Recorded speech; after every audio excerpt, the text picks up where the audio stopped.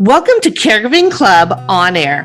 This podcast is dedicated to the millions of family caregivers who want wellness tips and self-care solutions, who seek expert advice, and who want news about healthy aging and how to create well home design in our forever homes. I'm Sherri Snelling, a corporate gerontologist, author, and educator, a TV interviewer, host, and news commentator. I'm joining you from Southern California, where our interviews and news take us all across the country to explore the many ways to help you on your caregiving journey and to lift you up here at Caregiving Club On Air. Welcome to Caregiving Club On Air. I'm your host, Sherri Snelling, and we have got so much to cover with you in October that we're going to do 2 episodes for this month. This is our first episode for October, and I'm super excited because I've got 2 wonderful interviews to share with you on this episode, and they kind of both relate to moving or movement. So let me explain that a little bit. First of all, October is National Rideshare Month. So we have Justin Boogaard, who is the co-founder and CEO of Gogo Grandparent. And if you haven't heard of Gogo Grandparent, this is just going to be a delight. It's obviously a rideshare service, but it's above and beyond what you might think of for Uber and for Lyft. And also there are other services that Gogo Grandparent provides for older adults and to help family caregivers. So we're going to learn a whole lot from Justin on what's going on and what Gogo Grandparent is all about. And then our interview, which is another wonderful interview, is with Marty Stevens-Heebner. Now, she is an author, and she's also the CEO of Clear Home Solutions and the founder of AgeWise Alliance. So we're going to talk about all of those things, but my book focuses on how do you help older parents downsize? Also, how do you identify, hoarding versus just clutter, which I think is probably a topic many of us are interested in, not just for our older parents. And then ultimately, if you do need to move your parents into assisted living or memory care, then Marty is going to share all those expert tips on how to have those conversations and what to really think about. So those are going to be 2 fantastic interviews, going to take up a lot of time in this episode. So we're going to go quickly into caregiver wellness news, where we're going to cover October's National Gratitude Month, and it's also National Positive Attitude Month, which makes sense. Those 2 things go together. So we're going to talk a little bit about how do we, become more positive? How do we find the silver linings? How do we become grateful? And by the way, gratefulness actually boosts your physical and mental health as a family caregiver. So we're going to talk about some of those studies and how to do that. And then October 13th is National Train Your Brain Day. And as you know, we love brain health. So we're going to revisit brainHQ and the study we talked about in last month's episode, where we talked a little bit about Alzheimer's and the Pointer study. We're going to cover some of those brain exercises. And most importantly, we're going to tell you what's the difference between a brain game and a brain exercise. They're very different, by the way. And the only way to really get better brain health is through brain exercise. We're going to explain what that means. And then as we shift into well home design news, we're going to focus on this new trend in home design called 5 Senses Design. It was just recently written up in the Wall Street Journal and the LA Times and other media. And this is really touching upon what I've talked about so much on many of these podcasts, which is neurodesign. And so it's using multisensory design. It's also bringing a little of that biophilic design nature in, but we're going to talk about that because October also happens to be Emotional Wellness Month. And this is now becoming this trend that is called emotional wellness home design. So I thought you'd be interested in that. So anyway, with all of that, let's go ahead and take a look at our caregiver wellness news.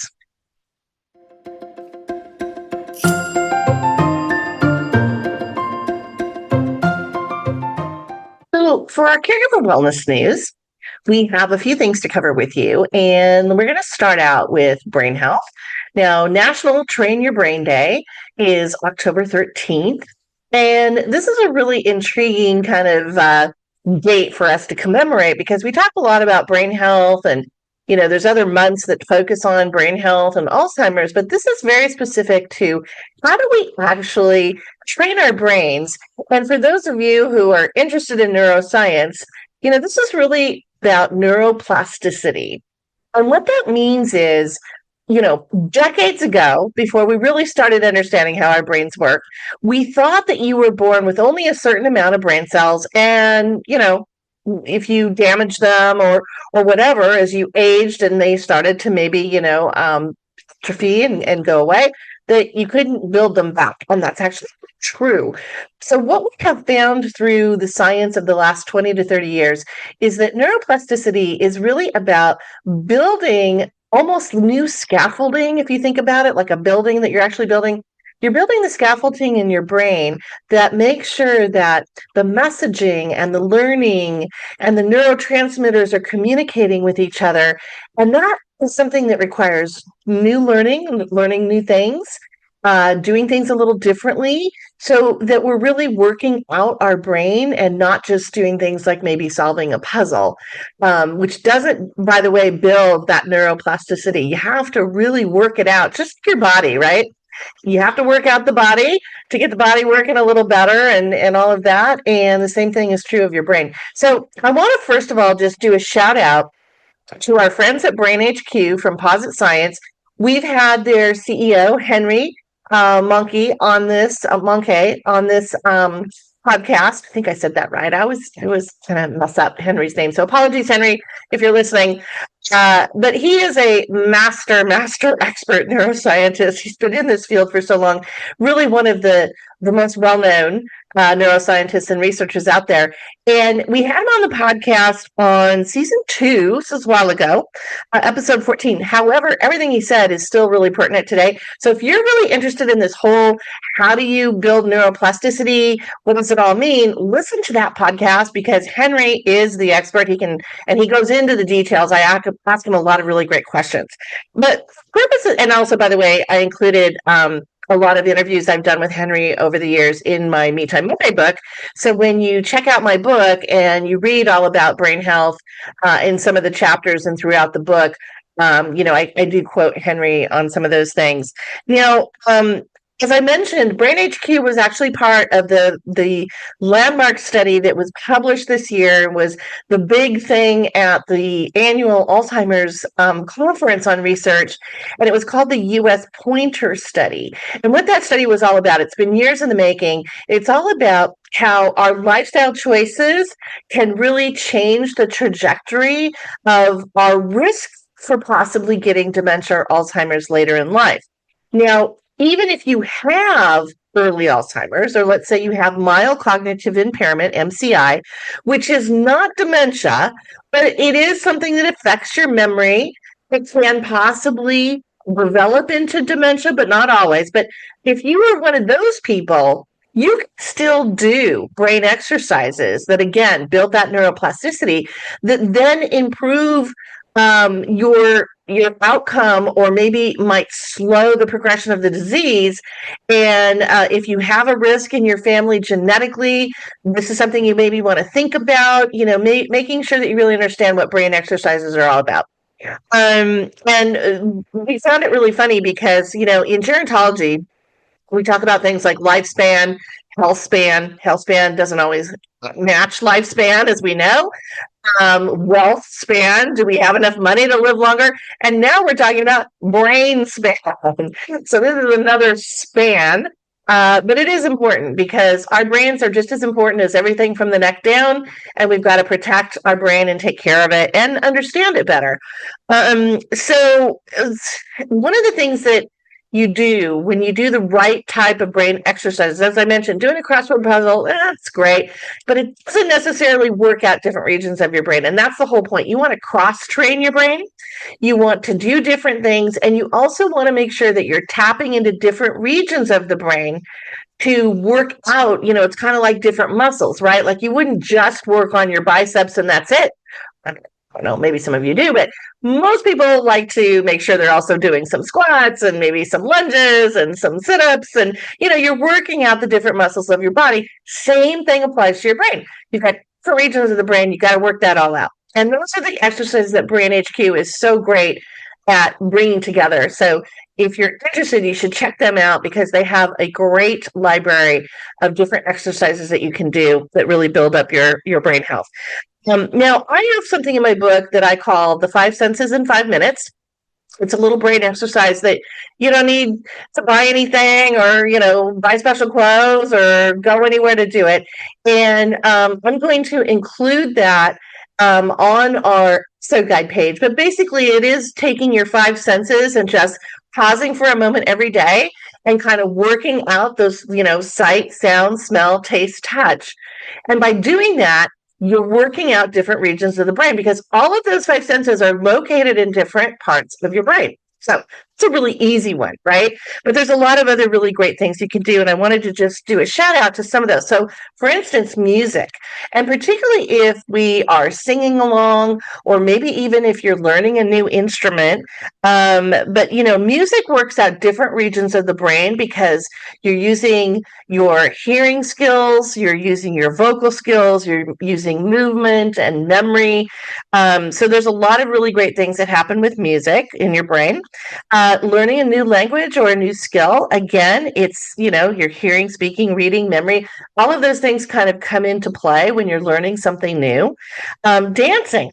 Dancing, by the way, is one of the things that helps build our one of our 4 happiness hormones, endorphins. You let off a lot of endorphins when you're dancing. Also, by the way, when you're making music. But that uses, motor skills. Also, spatial perception, which is another great, area of the brain that you want to work out so that you get better at how to determine how things are close or far away or whatever. And then there's something new called neurobic exercises. I thought this one was really fun. And what this is in the same way we think of aerobic for our hearts, right? So you get that cardio buildup. The neurobic exercises are actually where, now I don't know if I could do this all day, but let's just say you take half day or an hour or whatever it is, and you use your non-dominant hand for everything. So if you're eating your breakfast, and I happen to be right-handed, I would use my left hand. If you're, I don't know, putting on clothes, you would zip up, not with your right hand, but your left hand. Anyway, everything is using the other side. And that, again, is working out your brain. Now, this probably wouldn't work for my brother because he's ambidextrous, which means he can use both hands pretty equally, which this makes me curious how his brain, he probably has a pretty well-developed brain, I would say. But it's something you may want to try. And then I just don't want to forget to mention sleep. Even though sleep is not an exercise for your brain, it is so, so critical to our overall health, and particularly to our brains, because when we get good restorative sleep, and that means you stay asleep, you don't wake up several times during the night, you don't ruminate and have anxiety or, whatever.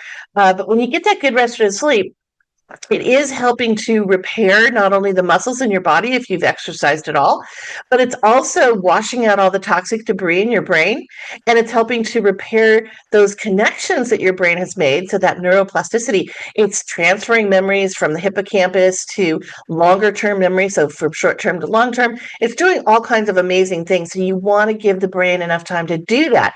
When you don't get enough sleep and you're sleep deprived, the brain is not fully functioning at its optimal level. And that's really important because obviously that's an overall part of brain health as well. So anyway, I just thought you'd find those interesting. We also have a couple of videos that we'll have on the episode guide page, our self-care in 7 minutes videos, because we've talked about brain health and cross-training your brain. And we have some hacks, different hacks in those that you can check out as well. Now, I want to move into October being National Gratitude and Positive Thinking Month, which I think is really interesting to have a whole month dedicated to positive thinking. Isn't that great? So things there. First of all, there is a new online site. It's kind of interesting. It's called Eldera or Elder A. I'm not sure exactly how you say that, but what it is it connects younger generations with older generations on in a mentoring exercise. So let's just say you're younger, maybe you don't feel so resilient, or maybe you're really interested in going into a certain career or whatever it is, just hearing the experiences of somebody older. And these older folks are really giving back. It gives them a sense of relevancy, but also the fact to share some of the wisdom of life with younger generations. Now, this is something that we see kind of just organically between parents and grandchildren. I've mentioned before on this podcast, I am so blessed because despite the fact that my mom went through obviously a very hard divorce when I was around 6 and my little brother was only around 2, we went and lived with my grandparents for a couple of years. And it was phenomenal. I mean, it was like, I can't even explain how great it was, and the relationship that developed, and again the wisdom, the fun. I know my grandparents loved it because they were older when they had my mom, so it really kind of re-energized them to have these two, crazy little kids in their house. But some people could see that as a really dark, hard time, and I know it was definitely probably difficult for my mom, but it was also a really wonderful time to develop some of those relationships that I still hold dear in my heart. And it's really what prompted me to become a writer, because my grandmother was a writer and I just, loved reading her stories and listening to her stories and all of that. So it's similar in that it gives you an older person to look up to learn from. And quite frankly, the older person can learn from you too, because, there are certain things that go on in the world and we're not always in tune with Gen Z, or now Generation Alpha, I think it is, Gen A. We're going to start the alphabet all over again with the youngest kids. But you may want to check that out. So we'll have a link. It's kind of interesting. And then, we'll have some videos too on how to have more of a positive mindset. And a lot of it is kind of your personality. Are you a Tigger or are you an Eeyore? And we have a whole video on that. And that also talks about the energy and the vibrational energy you have around you, whether you're a more positive person or whether you're a more, pessimistic person. The other thing that I wanted to mention for National Positive Attitude Month is growth mindset. There's been a lot of really great research that has been done, and I forget the researcher's name, and it's in my book, but I tap into, she's kind of one of the nation's foremost researchers on growth mindset. And so this is kind of what that means. So first of all, if you're older, growth mindset is really about adapting to a new life. Every stage and age has something new that we need to either learn or step into or embrace. And that means learning new things, whether you become, a wife or husband, whether you become a parent, whether you become a grandparent, whether you, go into your career or whatever it is, you're kind of embracing that newness. And even though we're older, and, we still have dreams, we still have wishes, we still have a lot we may want to do, or we just have to adapt because life isn't maybe running at the same pace. And you have to take a look at, okay, what can I do that still makes me happy so that I don't feel like things are being taken away from me? So it's all about this adaptation. So that's an A, right? I love A words. A, adaptation. The other thing is family caregivers really need to help their older loved ones to not have what we call learned helplessness. Now, this is another body of research that's been done. And very often what we see is that as people get older, and, you've got aches and pains and arthritis or osteoporosis, or, you've had heart disease or emphysema or COPD, and it's harder to breathe and you don't have as much stamina, whatever it is that's happening as you age, our family caregivers tend to like, oh, let me do that for you. Let me, do this. Let me do this, whatever it is. We almost really infantilize our older loved ones, which is not a good thing. We certainly want to be there and we want to be helpful. And if they need it or ask for it, of course, we're going to step in and help. But when you just start treating your older parent or grandparent like a 2-year-old, they may not be resistant, but it's going to help them not, kind of keep their agency and keep their positive outlook on their aging. It's going to be more of a reminder that, I'm vulnerable or I'm in pain and I can't do anything for myself anymore. And again, there's been phenomenal research on this. And I'll just tell you really quickly, because I included this in my book. So for those of you, thankfully, who have read the book, but basically took a group of older men, I think they were in their 70s, and they had them live in a group home that they totally tricked out and outfitted as if it was 25 years earlier. So everything that played on the television, all the magazines and newspapers at the time, now everything's digital. So, but this was done a few decades ago. But they made it of that era. And they, the men had to cook for themselves, which is interesting. They had to make their own beds. They had to clean. But what was really fascinating is that rather than these older men in their 70s, who you might feel are getting much more frail, and even some of them were entering the research with, a cane or a walker, at the end of the research, they actually didn't need those things anymore. They had a much more positive outlook on their aging. They had better health outcomes, both from a physical standpoint as well as an emotional standpoint. So it's really important as family caregivers that we don't kind of tap into that learned helplessness and become like this person who's almost forcing our older loved one to feel their age. Because let's say, if we can, it's just a number. It's, we're ageless until we feel we are, but it's just something that I think is important. So that's the second one. So agency, give your loved one agency. The other thing is for family caregivers, this is another A word, appreciate the learnings and silver linings from caregiving. I know that's a tough one, because very often we're challenged with, we've got time poverty, we have no time for self-care, we're frustrated over being able to just, juggle all the balls in life that we have to, particularly if you're sandwich generation, you've got kids as well as older parents or grandparents you're caring for. But if you can, take a moment, take a breath, do your brain exercise, look, smell, taste, touch, whatever it is for 5 minutes, but then also not only thank yourself for being a family caregiver, because again, I've said this before, you're part of the largest volunteer long-term care army in the country, obviously not paid, and very overlooked and overwhelmed sometimes, but thank yourself. And then also think about what you're learning. You're learning patience. You're learning listening skills. You're learning empathy. You are learning, how to help someone adapt to their new life. You might be learning other types of skills like research, because God only knows our healthcare system is so fragmented. I don't know how anybody manages through it, to be honest. But, those are skills that can be brought into a career, into the workplace.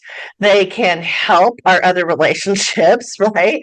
And if we can just take a moment and not feel the negative, but feel the positive of caregiving, maybe try that this month, because that's what this month is all about, Positive Attitude Month, right?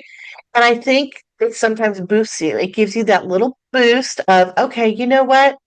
There are some good things out of this. And not just that, but I'm learning more about my loved one I never knew. I never heard these stories before. I'm so grateful, because October is Gratitude Month. I'm grateful that I know this now, or maybe I know more about my own health, my family's health history. It'll help me. Whatever it is, look for those little silver linings. And then finally, I mentioned National Gratitude Month, which is also October. So I'm going to just read to you some of the studies. And some of this is in my book. Others have been things I've written, articles for PBS and, Thrive Global and some other outlets for it. But gratitude is basically our social glue. So it's, the scientists believe that it's reciprocal altruism. So by being grateful or expressing gratitude, we're kind of giving a gift to both the person who might be hearing it, but also ourselves, because sometimes gratitude is silent. We're just saying our meditation in the morning of gratitude. I'm grateful for this, or maybe you do it at night before you go to bed. But that gratitude is going out into the world, and you're kind of paying it forward, and it will come back to you if you believe all that, which I do. And then the question is gratitude an emotion? Because we're also in Emotional Wellness Month, right? So, or is it a behavior? Or is it a personality trait? And the answer from two experts, Robert Emmons and Michael McCullough, who have done tons of research on gratitude and how it affects health. They define gratitude as recognizing one has experienced a positive outcome and that there was an external source for this positive outcome. Okay, so sometimes and many times the external source is a person, right? And often when we express gratitude, it's not I'm grateful for my Porsche. I'm grateful for my new shoes. Maybe it is. maybe that's your gratitude in the morning, and more power to you. But more often than not, our gratitude is centered around, I'm grateful for the time I can spend with my older parents. I'm grateful for my friends. I'm grateful for wonderful coworkers who support me. It's often around other people, but it can also be around things like art and like nature. I'm grateful for this beautiful day. Or faith and spirituality. I'm grateful that I have a belief in God or higher power, whatever, your religion or faith is. That's another expression of gratitude that's so critical because it helps us realize as caregivers, we're not alone. So having that kind of gratitude is really important, and expressing it is important because you might feel it kind of, inherently, but to take the time to actually express a gratitude phrase, maybe write it down in a gratitude journal, use it as I said, a starting point in the morning for your day, or maybe at the end of the day. I've had a wonderful day. I'm looking forward to tomorrow, kind of thing. Those are really, really important. And what I'm going to do, I'm going to have the Emmons McCullough gratitude questionnaire on our episode guide page. So I'm going to share the questions with you that they ask when they do their research, and then you can score yourself and you can see where you land on the gratitude scale. And it'll tell you based on what your numbers are. Okay, here's where you are on that gratitude scale. Now, here are some little hacks for kind of growing your gratitude. First of all, journaling and thank you notes. In the last episode, I talked about handwritten journals. Handwritten journals actually can now help us with reducing our Alzheimer's risk and a dementia risk. So there you go. Writing thank you notes, but expressing gratefulness through these types of handwritten letters, there's a cumulative effect. So one research study showed that when you do this, not only are you increasing your positivity and your gratitude over a 4-week period, but even if you stopped writing those notes or writing in a journal, that lingering positive effect, it'll linger for another 3 months. So you do 1 month of gratitude, you get basically another 3 months. You get 4 months of gratitude. So if you do it every day, can you imagine? So that's how gratitude actually grows. That's what we talk about in gerontology. Now, the other thing is in our sleep, there was a study that was published that showed that spending just 15 minutes jotting down a few grateful sentiments before bed means sleeping better and longer. And then another study on exercise found, this was an 11-week study, and the people who kept a weekly gratitude journal exercised 40 minutes more per week than the control group. So this felt good, and they felt like, okay, I want to get out and be in nature. I want to, get on that bike or whatever it is, do a walk with a friend. But we had healthier behavior because we were grateful. And then aches and pains, which many of us know after the age of 40, as we get all the wear and tear in our body starts to really take effect. This study showed that grateful people experience fewer aches and pains and report feeling healthier than people who don't practice gratitude.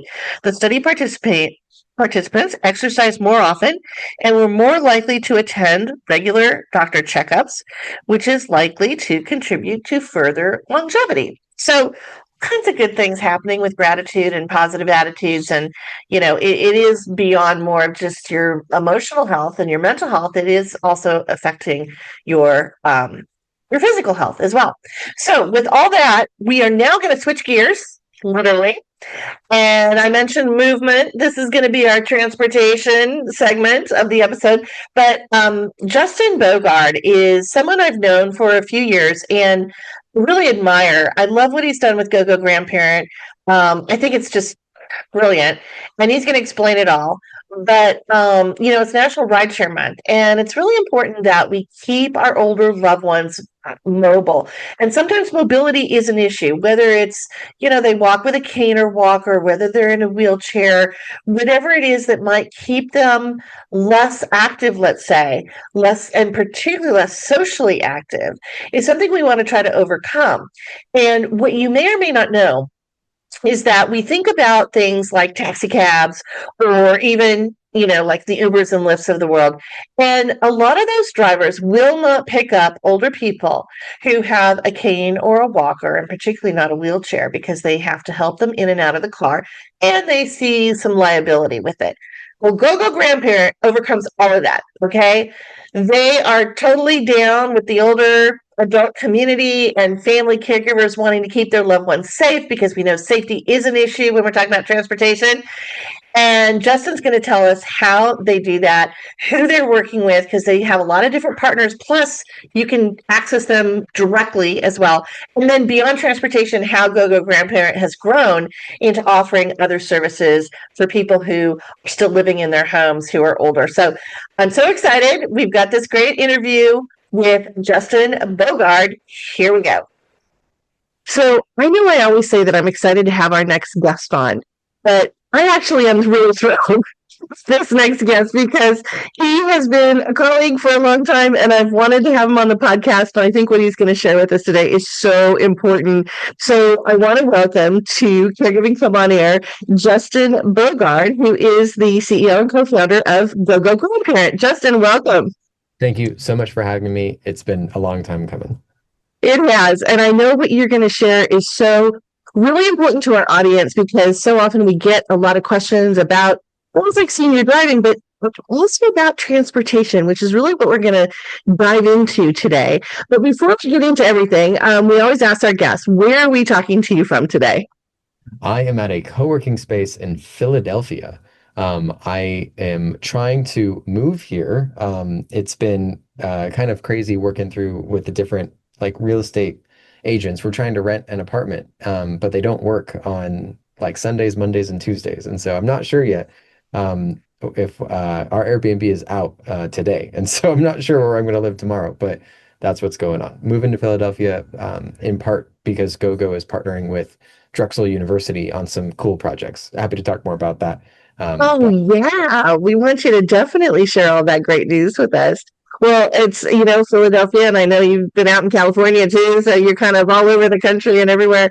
As I said to the audience, we know that transportation is really critical for our older population, not just to keep them, getting to their doctor's appointments and other kind of things that are really critical, but the social side of things. We talk so much about social isolation and loneliness being a huge issue. And that's really what you guys are all about. And there were some stats that I was going to share with the audience, and I don't know if you have the same stats, but I think it's about 83% of the rides that are provided for older adults who no longer drive are provided by family members.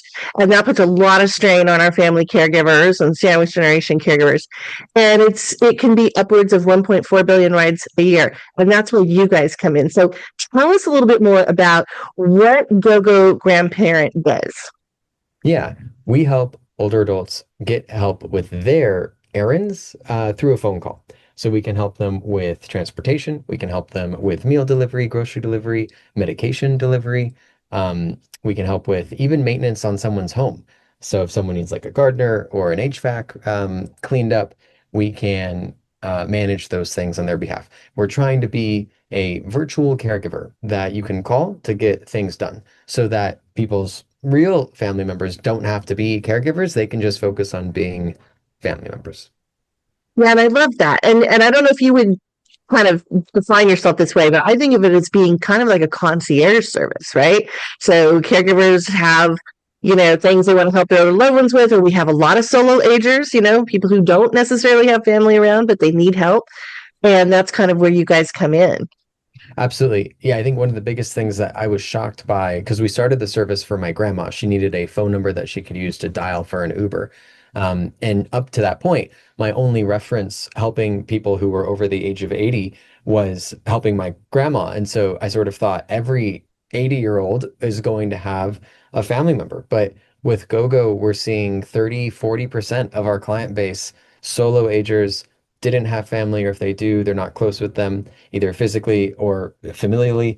And and they're using us exactly like that as a concierge service that they can call in order to get rides and meals or just general help with their errands. Yeah. So let's talk a little bit about the rideshare part of this because one of the things we're celebrating for this episode, which is going to air in October, is it's National Rideshare Month. So it's going to be fun to have you on. That's right. Um, but you kind of started out with that more that transportation focus, and but a lot of people think of Uber and Lyft, and you guys really go way beyond that. So tell us a little bit about how GoGo Grandparent is different when it comes to rideshare transportation. Yeah, we try to be an affordable white glove solution for older adults. Our position is that Uber and Lyft have some of the largest populations of drivers, and they've created these economies of scale that would be foolish to ignore. But a lot of drivers aren't either willing or able to meet the needs of what an older population might need. Opening the door for a client, helping them with their seatbelt, loading their walker or wheelchair into their trunk, making sure that they show up directly in front of their home, making they show up directly in front of the hospital so that the client doesn't have to walk in order to get there. A lot of that stuff, sometimes it's things outside of the driver's control. My grandma cannot get comfortably into a Mini Cooper. And so if a Mini Cooper shows up, that's something that has to be handled. A lot of this could be handled by clients directly themselves or family members. You can imagine just like, every time your mom or grandma gets assigned to a driver, you call that driver and you just talk to them and you make sure that they're going to be a good fit. But it can be laborious, it can be a huge distraction, and it also kind of puts you into this weird position where now your parent is asking you for permission to go on a trip. Oh, where are you going, mom? Sometimes people might want to go out to just a fun restaurant, and it's like, really, you're calling me in the middle of the day to go to a fun restaurant for lunch? Come on. Right. No one would ever say that, but your mom would be potentially thinking it. So Right. go a neutral third party concierge that can help um, uh, do that. We connect with these on-demand services, and so we're able to get access to their generally available, largely affordable cost structures, but then we tailor the experience to the needs of a client. So right off the bat, you're calling us. You don't have to use an app on your phone. Anyone can call from a landline or from a cell phone. And then in addition to that, though, we save every interaction that we have with a driver into our own database. So we know, oh, this driver that's assigned, they're comfortable opening the door. They're comfortable buckling the seatbelt. This other one, they're not so comfortable, and we can cancel that request and try to find another one automatically. Usually the client doesn't even know that we're doing this. And this happens close to 40% of the time of assigned drivers that our clients are requesting. And so because of that, we're able to create a much more reliable experience for people that are living with visual impairments, mobility impairments, dexterity impairments, the type of people where they don't have many other options. So it has to work as often as it possibly can. 99% of the time it has to work. 70% of the time wouldn't be enough. It would create kind of an unreliable, untenable situation for them in their community. And so that's what we have strived to achieve. We're approaching 100,000 clients, and we process a little bit more than 2 million requests a year now, just Wow. around those sorts of types of errands. So transportation, meal management, groceries, home maintenance, medication management. Well, just to stick with the rideshare for a minute, I know that a lot of people may not know that if you call a taxi cab, they may not pick up somebody with a wheelchair or a walker. They sometimes they can refuse that, and so that's where you guys come in to really make sure that everything's works smoothly. Talk to me a little bit about I know there's been some news lately, and people get nervous about safety, but I don't think there's any difference in getting a taxi versus getting a rideshare when it comes to safety, but you guys kind of take it the extra mile in terms of how you vet the drivers that you were just talking about, but also you were talking about how you kind of follow the rider, so you make sure that they get where they need to. Tell us more about how you do that. Yeah, and anyone that's listening who has probably done some version of this if they've ever ordered like an Uber for their mom. But there's this piece of like, okay, the driver's good to go, the vehicle's going to be a good fit, and then now like the driver has to arrive at my mom's house. And or maybe it's like a medical appointment. And so there's this weird dance where like Again, for the folks listening at home, you can imagine you've ordered this on your Uber app. You're looking at your smartphone with bated breath. You can feel the tension in the air. Every second that ticks by is one where you are more and more nervous. Are they going to find each other? And then maybe all of a sudden you start to see the driver is like circling. Uh-oh, why is the driver circling the home? Or why are they circling the neighbor's home? I can't. And what's going on it's not always the driver's fault. It could be something that's on the road that's like causing a problem. But now like your parent doesn't know that. And there has to be some coordination around what's going on. Getting picked up at a residential location can be tricky. It happens more often, I would say, with like medical appointments or strip malls where there's maybe everything has sort of the same address and it's kind of weird or difficult to distinguish. GoGo's monitoring that interaction. We're going to call both the driver and the client, potentially do a three-way if we need to. We have over 600 team members that are 24/7 monitoring every trip, and not just the pickup, also the whole thing from start to finish. If a driver starts to veer off the expected route, we'll call the client, make sure everything's okay. If they aren't dropped off at the location that we thought they would be dropped off at, we'll call the client, make sure everything is okay. If not, we'll get another ride to the correct place. And then dispute that previous trip with the company that assigned that driver to that client.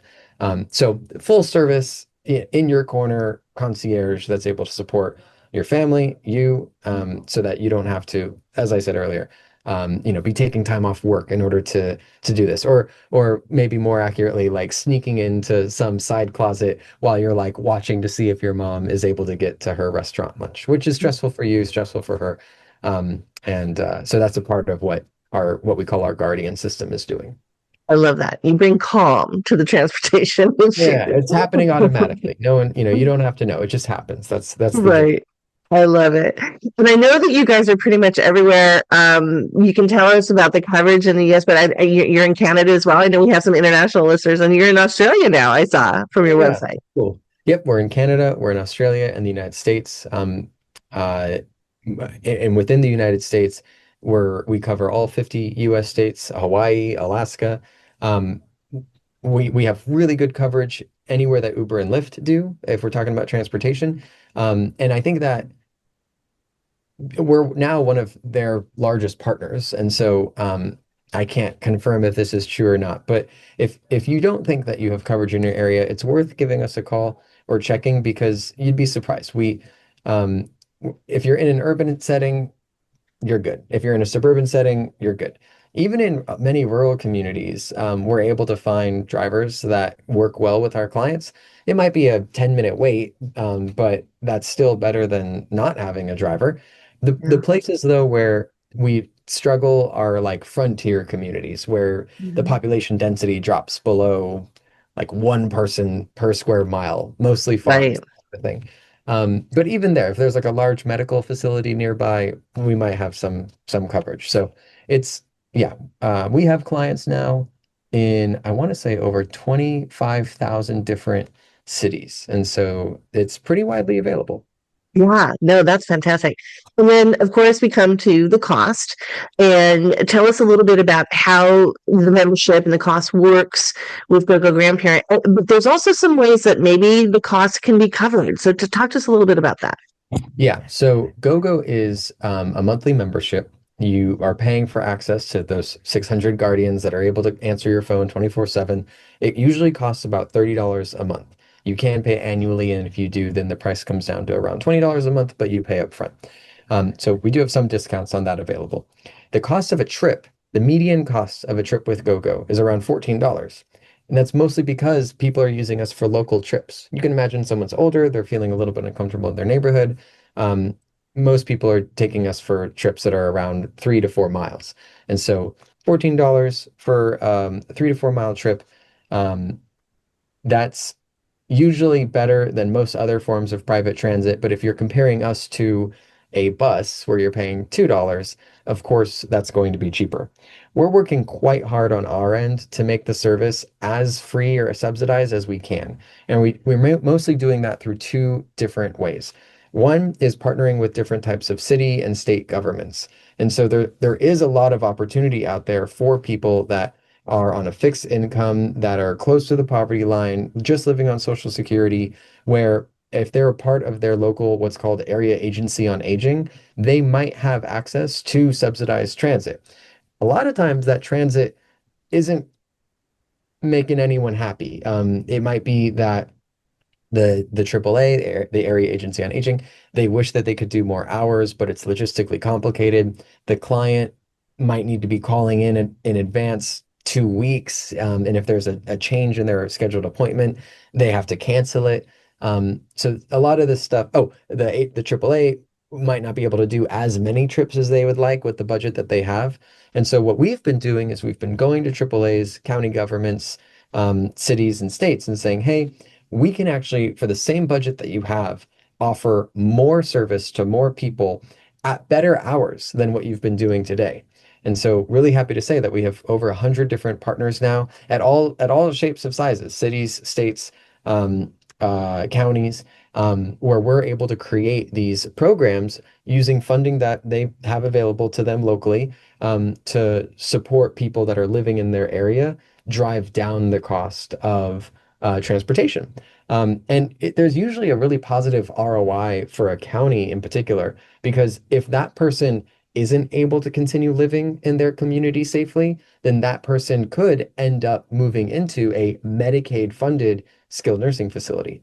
And the ROI argument that we make to counties is, if you can keep this person in their home with a $100 a month or a week rides budget, you will be saving what could end up being $12,000 a month, which would be the typical cost of like a skilled nursing facility, which is what someone could end up in if they're unable to continue living independently in their home. So that's one of our strategies. The second strategy is that increasingly healthcare is realizing that transportation is the foundation that medicine is standing upon to help people take better care of themselves. And so this is still new. I don't know if I should be talking about it or not, but we've just initiated a couple tests relationships with different primary care physicians. There are Medicare codes that exist out there that reimburse care navigation. What is care navigation? Well, as navigation would imply, there absolutely is a transportation component of this. How am I going to get to this appointment? That work and that counsel is sometimes reimbursable. But then there's also just like the logistics. My grandma has something like 12 different doctors, and she will see three of them every week. Really, I mean, no joke. It's like very frequent. They're becoming some of her best friends now. And so uh, to manage that, to make sure that the appointments are lining up, that you have enough time to get there, that you understand what one doctor is saying so that you can communicate that to another doctor so that you can get the right prescription that you need. That also takes a lot of work. And some of that work was being done by my mom. Some of it was being done by me. What we saw was, for a lot of our clients, if you can pair that client up with an advocate who's more than what I've been talking about, more than like a guardian monitoring the ride, but someone who can help contact their doctors, schedule appointments, um, manage their calendar on their behalf, get them trips to the appointments and back. That work also can become reimbursable, and potentially it would cover the cost of our membership. And so this is still pretty early, and it does require the consent of that client's primary care physician. But we just kicked off, kind of an endeavor in this, and if it goes well, we'll be expanding it to more of our clients.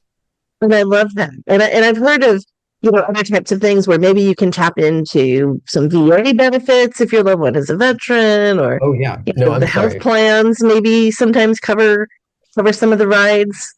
Absolutely, yeah, I'm sorry. I should have talked about that But too. that's So okay.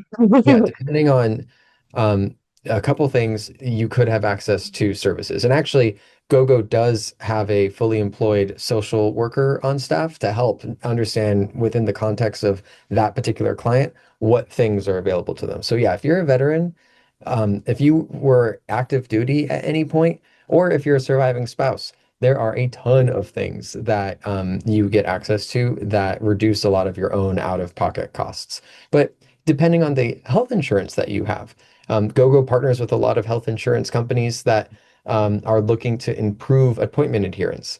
And so you can sometimes get like an allocation of trips. Sometimes you can get like a little prepaid card and you can use that card with GoGo. And then that way you're, minimizing your own out-of-pocket costs.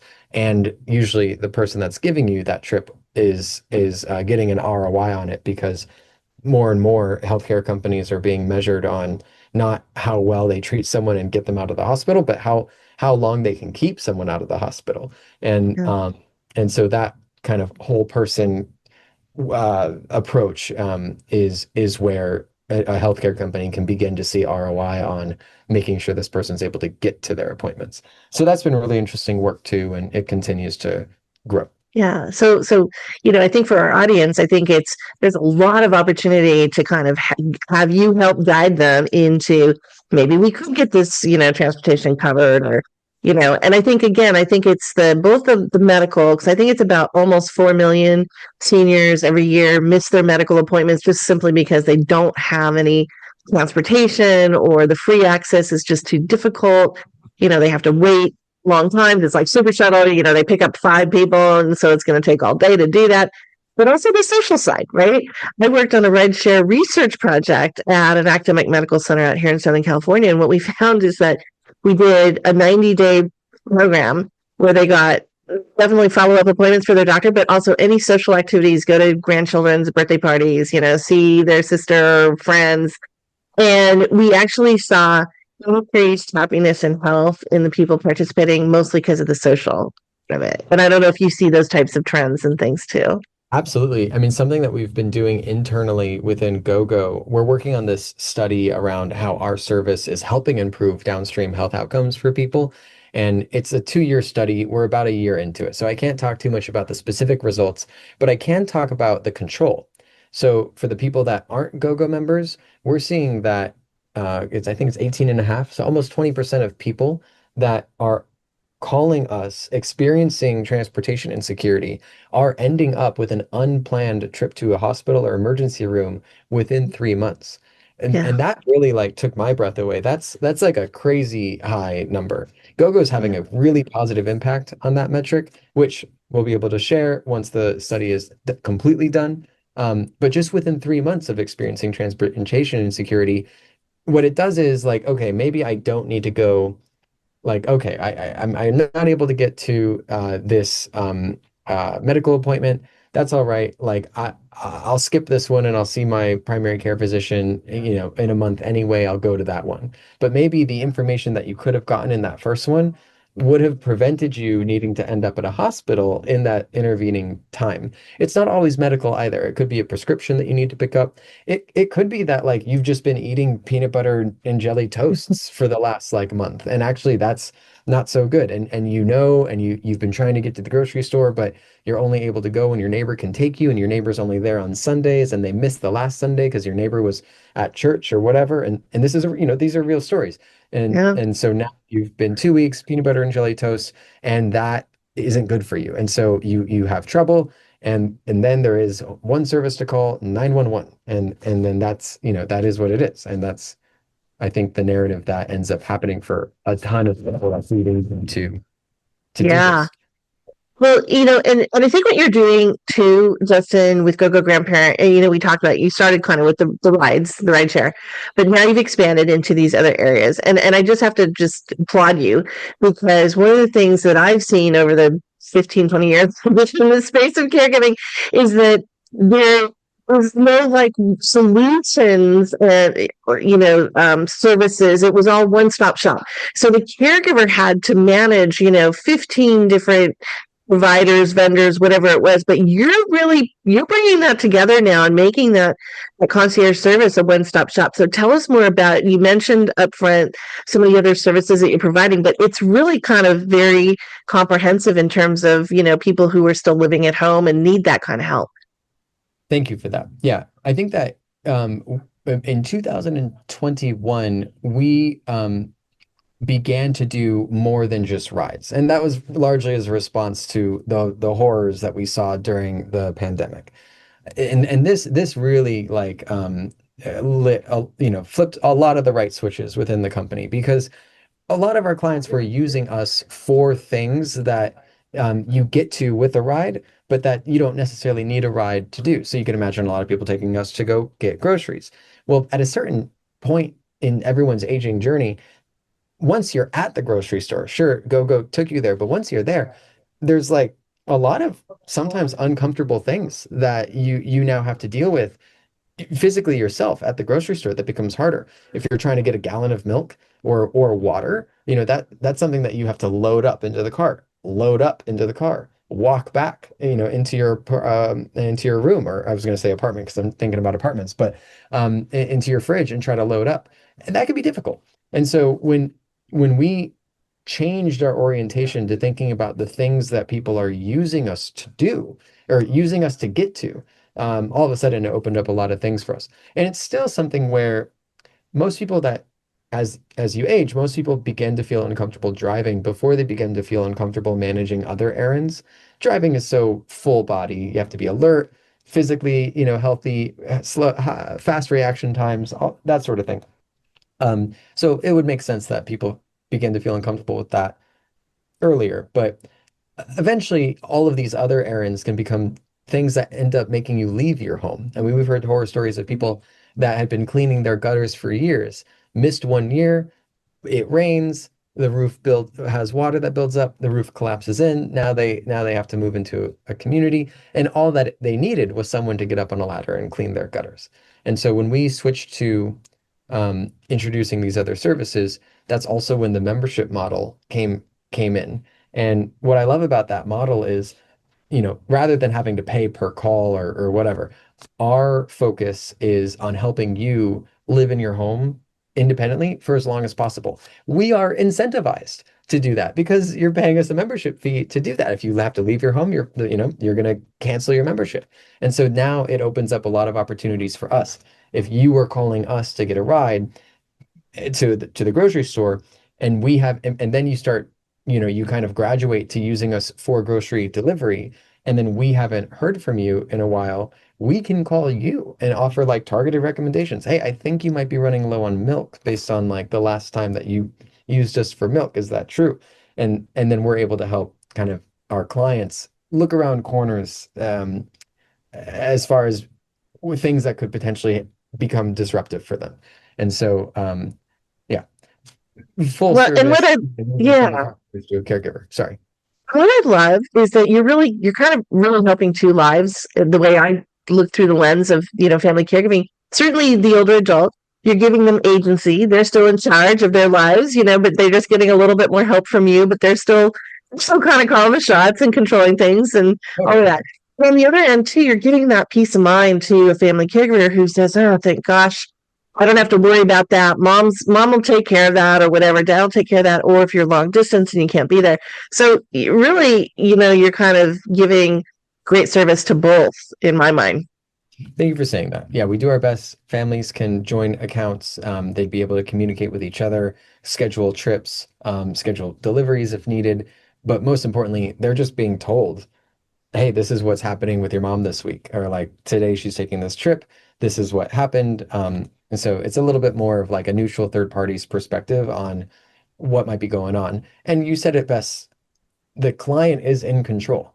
And so it's a way to put your parent in a low pressure situation where they don't feel like they have to bother you to be in control of their lives. We're paid to do it. And Yeah.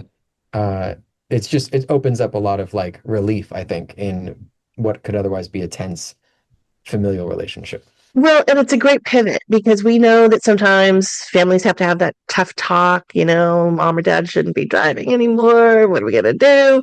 But if you can pivot into, but we've got this solution, right? Instead of just, okay, that's it, give up the keys, you're not driving anymore.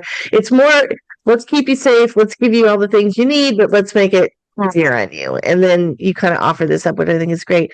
Before we run out of time, you had mentioned there might be some really interesting news and other things you're doing, some cool projects. Is there anything else you can share with us that's going on? Um, yeah.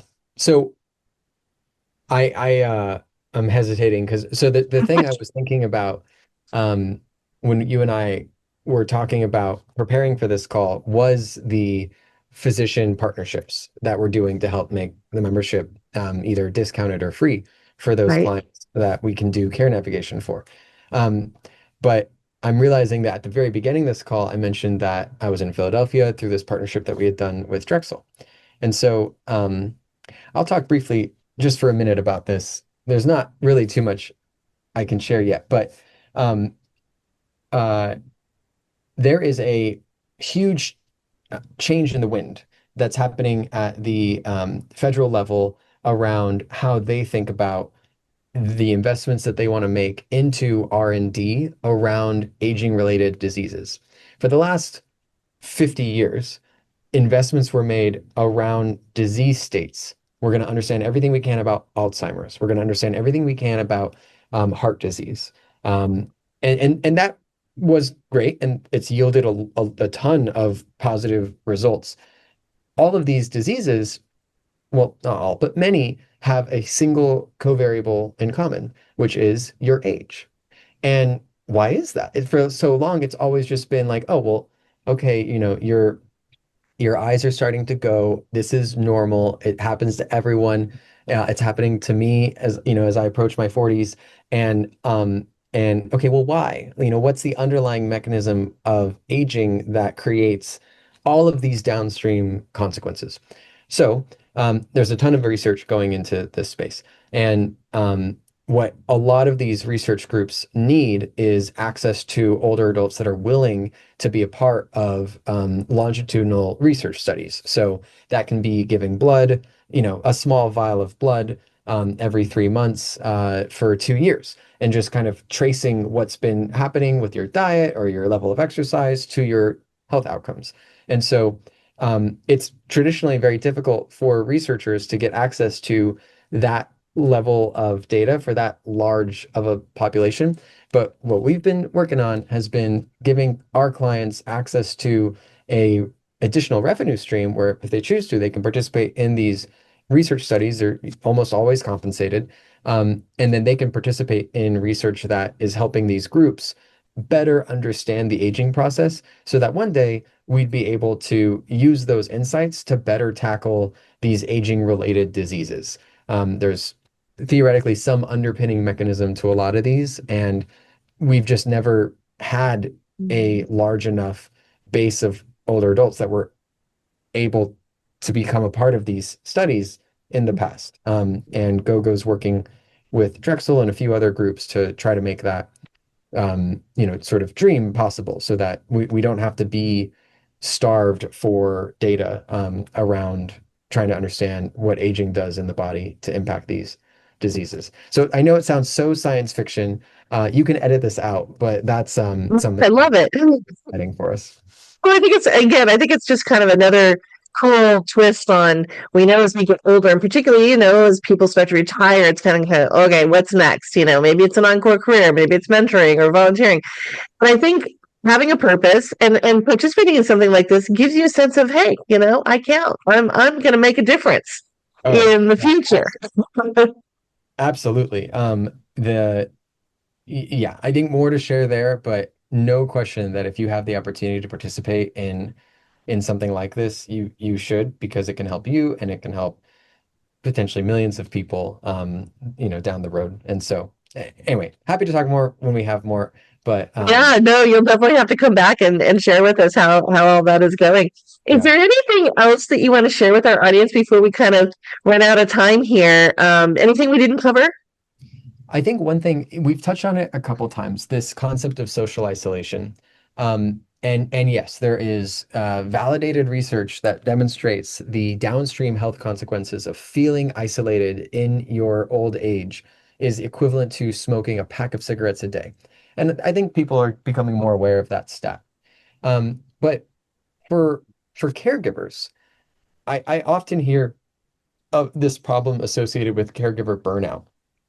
Excuse me. And I think that when I've heard this in the past, caregiver burnout is something that is unpleasant, and we don't want to do that. But there's also this weird sense of like, well, I'm burned out, but I'm going to keep fighting for mom, or I'm going to keep fighting for dad, and I'm going to like do this myself. I'm going to grind it out.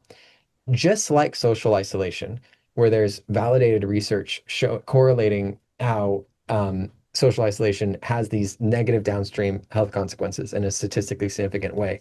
The same is true for caregiver burnout. And so the nuance isn't that, hey, caregivers are burned out. There's no nuance there. That's true. And okay, and you're burned out and you're grinding it out for mom and dad, and that's better for them. The truth is, it's not. Caregiver burnout, in the same way that social isolation can be damaging to an older adult's health, caregiver burnout can be damaging not to the caregiver, but to the person that they're caring for and their health. So there was this really interesting research that I had seen associating caregiver burnout to, I think it was like a 30% increase in the likelihood that an older adult would be admitted to an emergency room within the next few months. And they had controlled for disease state, they had controlled for age and location. And so it was really just the burnout itself was causing downstream harm. So even though you might be feeling like, oh, I got to grind this out for mom and dad, that's how I'm going to show like my love to them, you could potentially be harming them. And the thing to do is consider getting help. And it could be a neighbor, it could be another family member, it could be a paid service, but we touched on it a little bit. I just wanted to like really underline that with big red ink 3 times, that caregiver burnout can also be hurting the person that you're caring for. And so if you're feeling it, there's resources online. Gogo's written like a handbook for this.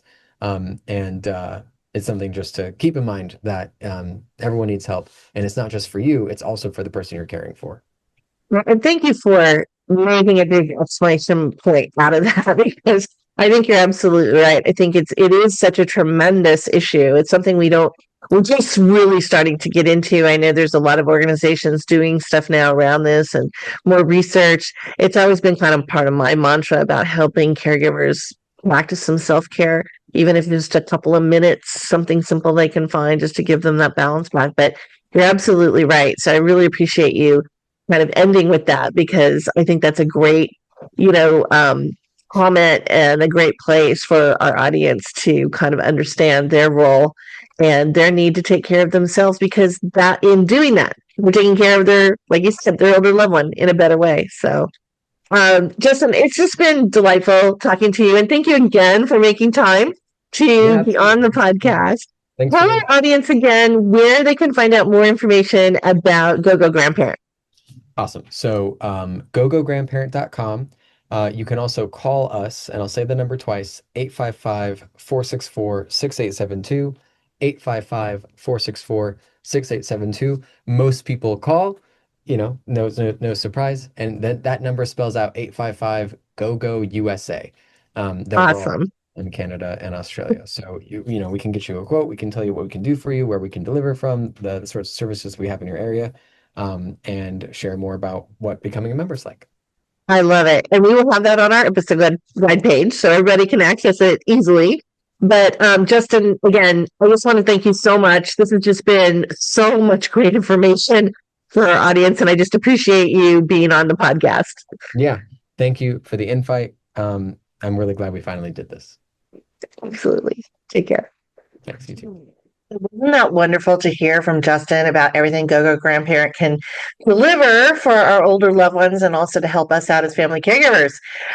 So from one great interview into the next, my next interview is with Marty, Stevens-Heebner, and she and I just recently met at a conference and got chatting, and I thought she would be wonderful to have on the podcast, because not only is she the CEO of Clear Home Solutions, which helps older loved one to downsize in their home, clear out, clutter, but also maybe move. But she's also the founder of AgeWise Alliance, which is kind of obviously, as it sounds, an alliance of other services and things that all focus around older loved ones living in the home. And then she's the author of a fantastic book, and we're going to have links of all of this stuff up on our episode guide page. But she's written a book about how to help your parents move and still be speaking to them afterwards, kind of thing. But it's really all about how do you have those conversations? What do you need to think about? How long does it take? Because often it's not just like one weekend,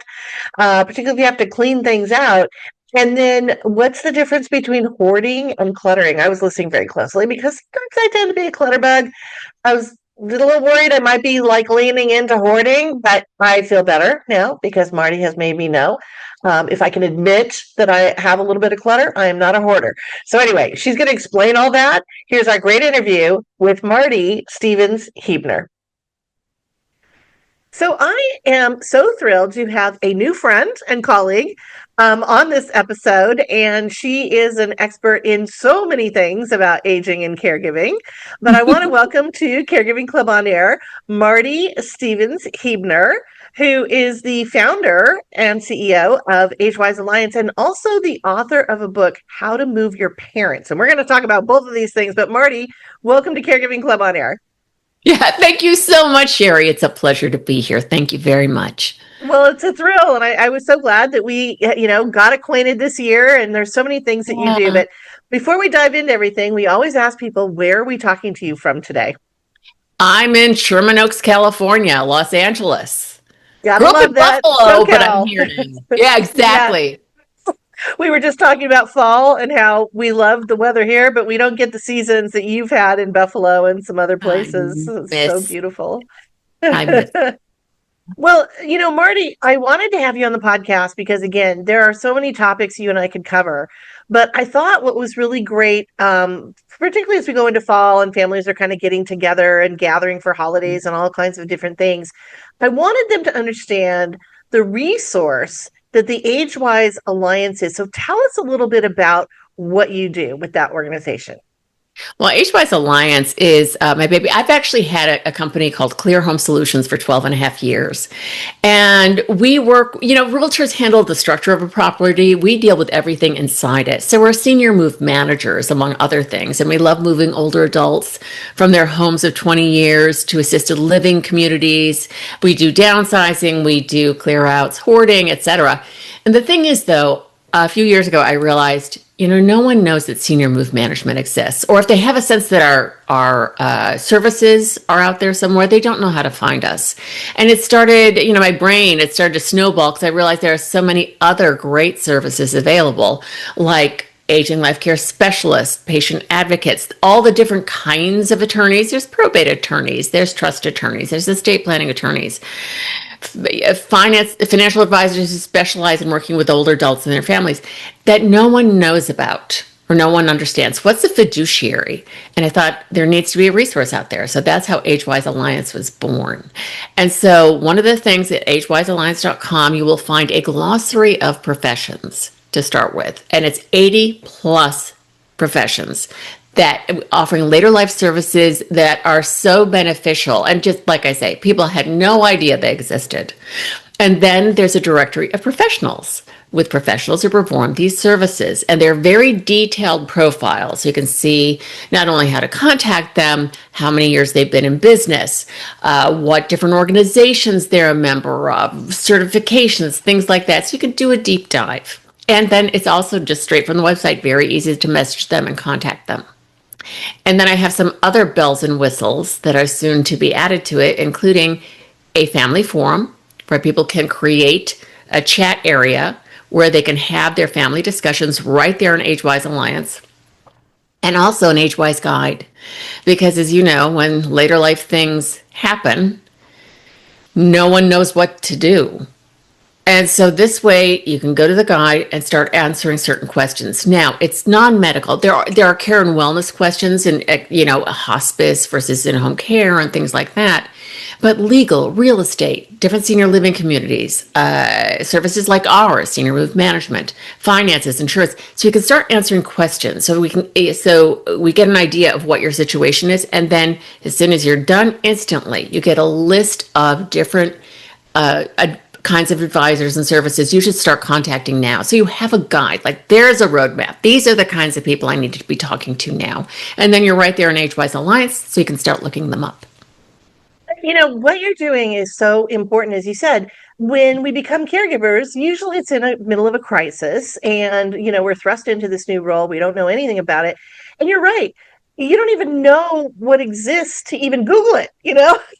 Most people don't know that these services are even out there for them. So having it all in one hub is really helpful and really terrific. And I love how you've kind of brought everything together.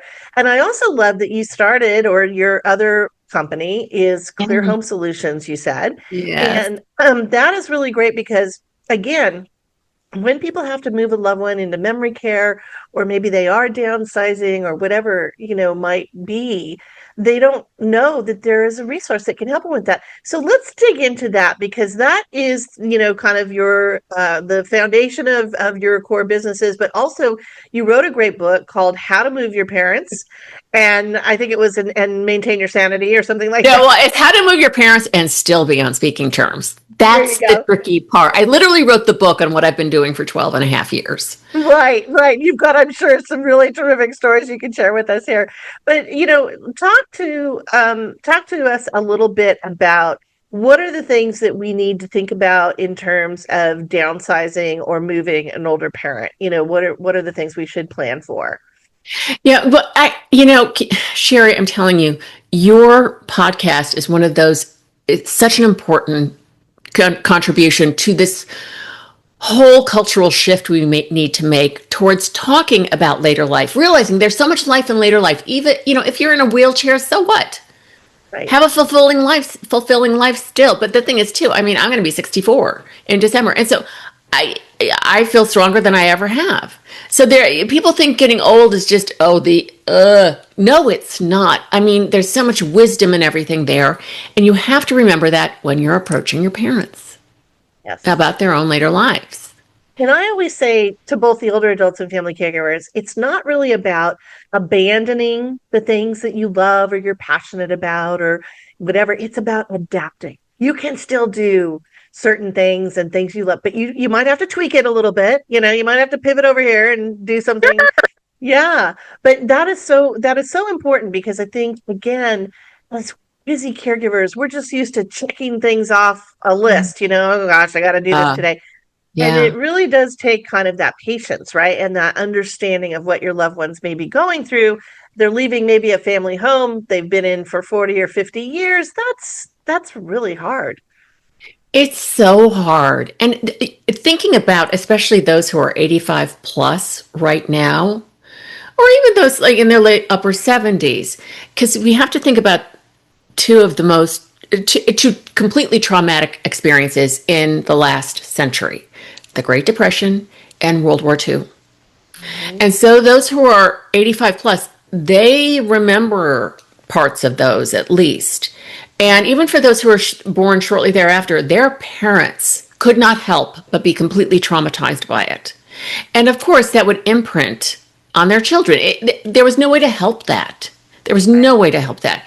And so what you have to remember is they were taught that everything has value, every single thing. And so that's why it's hard for them to let go of things. Also, they were not allowed to be a burden. They could not be a burden. That's why it's really hard to say, yeah, I need your help to you as their child, their adult child. They have a lot of pride.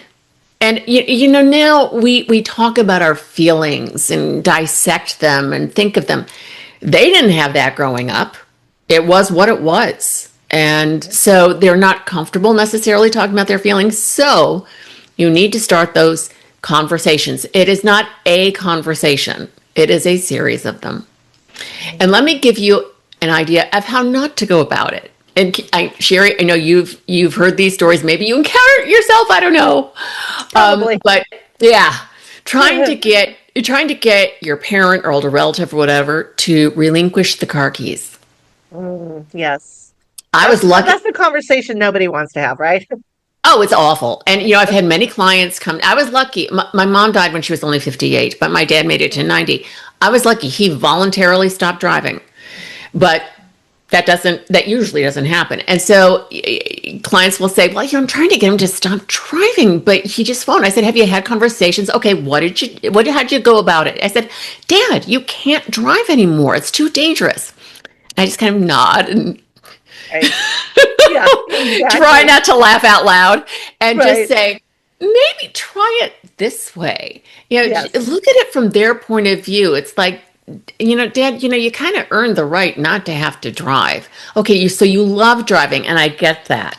Maybe, wouldn't it be more fun to just be the passenger? Or how about just letting somebody else drive?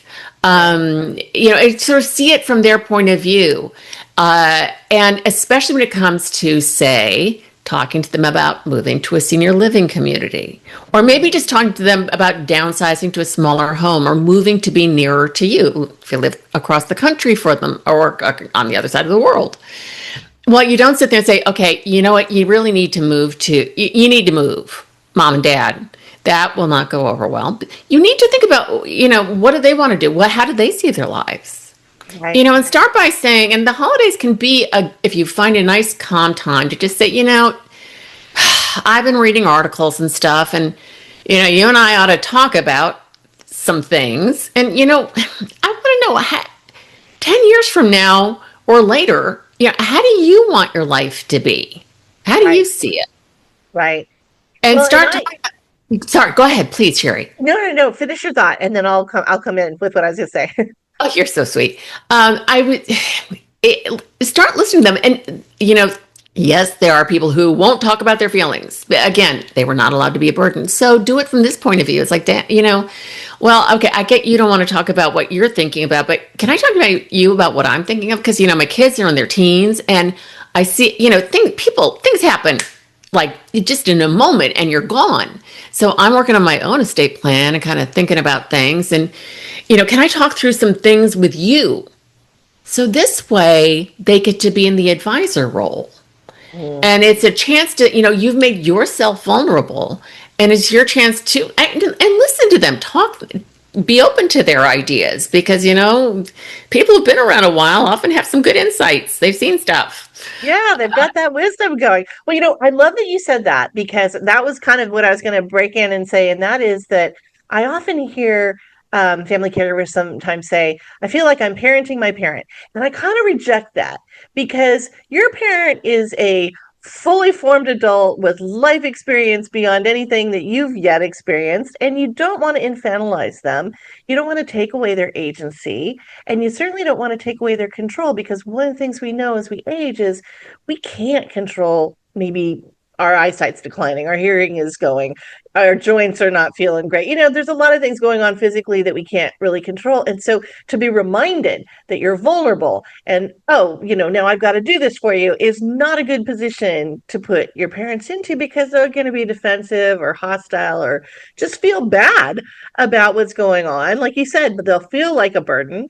But instead, you make them the advisor. I love that, because you're always going to be their child. I don't care how old you are. And I find that I'm in my early 60s, my mom's in her 80s. I am still her little girl. I wrote in the book that, look, when you're trying to tell your parents what to do, they look at you and they remember changing your diapers. So how could you possibly know better than they would what they need to do? So you have to come at it from there. Just know that. So what are some of the, I think that beyond the driving, which we know is a big issue, but I think leaving a family home is really hard. But you and I also see that if, you've got a couple who's been together for a long time and one of the spouses dies and now they're alone, they can suffer from loneliness and social isolation, which we know impacts their health tremendously.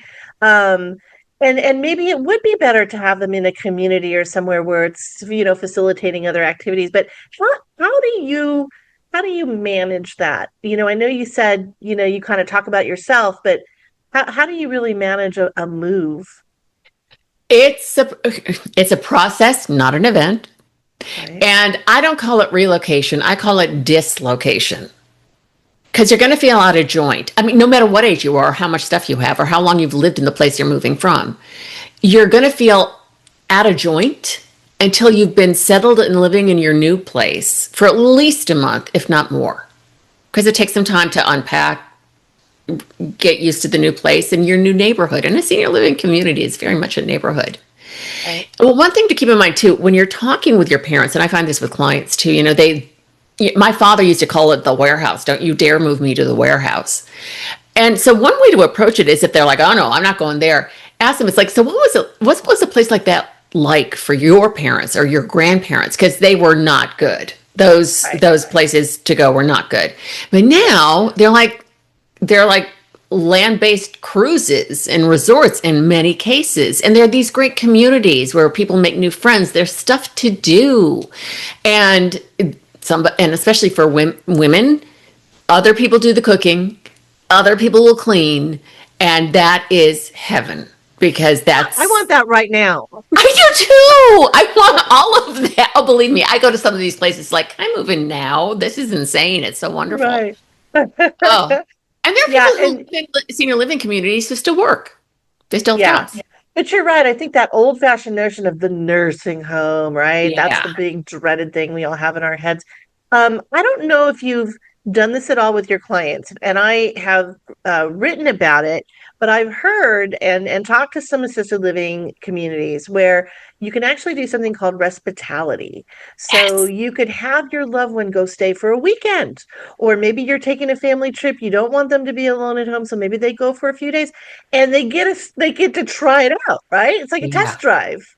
Yeah, it's so smart to do that. It's smart that the communities offer that. Very smart. And then also very smart. Take advantage of that. Do a couple of respite visits to a few different places that you're thinking about. See what it feels like. You want to visit these communities several times before you choose one. Go there for meals. Talk to the residents. Get to know them. Don't just, they often have a welcoming committee. Right. Great. Talk to them, but also seek out other people who might be a little bit quieter and find out from them, okay, what's the food? Okay, so I'm getting the great food. Is this what you eat every day, or is there something else?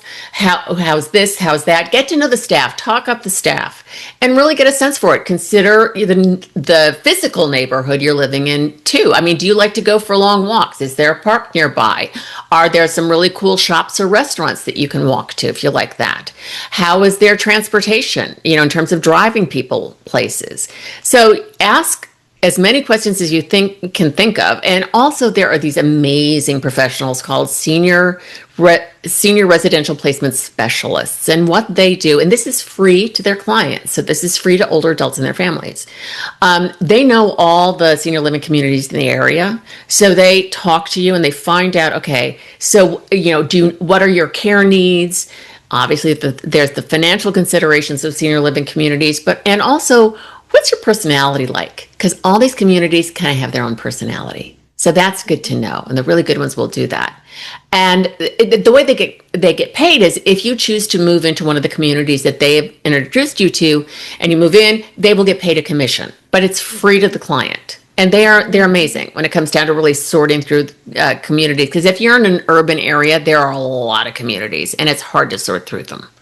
Yeah, that is such an important piece of advice, because again, that's an expert that most people don't even know exists. And to your point, I've talked to a couple of different senior living operators and assisted living operators, and they might have a special community. Like there was one I talked to up near San Francisco, and their community was mostly older people of Asian backgrounds, and they embraced that. And so there was a lot of feng shui in the design. They had certain cuisine that was, tapping into some of that Asian cuisine. They had Tai Chi, of course, and other, but they really just embraced it, and it made it such a, people thought, I found my tribe, right? You're just so happy if that's really what you want and that's part of your life, to be able to find a place like that. And again, most caregivers don't even know these places exist. They don't, and there's health blossoms in places like that. If people are getting a little cognitive impairment one way or the other, having all that social engagement and purpose and fulfillment really staves off that memory loss. It really helps. And I know you know that. It's so important. And so when you're talking to your parents about, or to your spouse about moving to a senior living community, take all of this into account. Take all of it into account and visit these places. And then now, when it comes time to move, it is a process, like I said. I was just going to ask you that. Oh, my goodness. How long does it take? Well, and that varies. I mean, I mean, I always say start downsizing and decluttering and things like that. Just do it now, even, before you're not even thinking of moving, so you can enjoy a clearer space.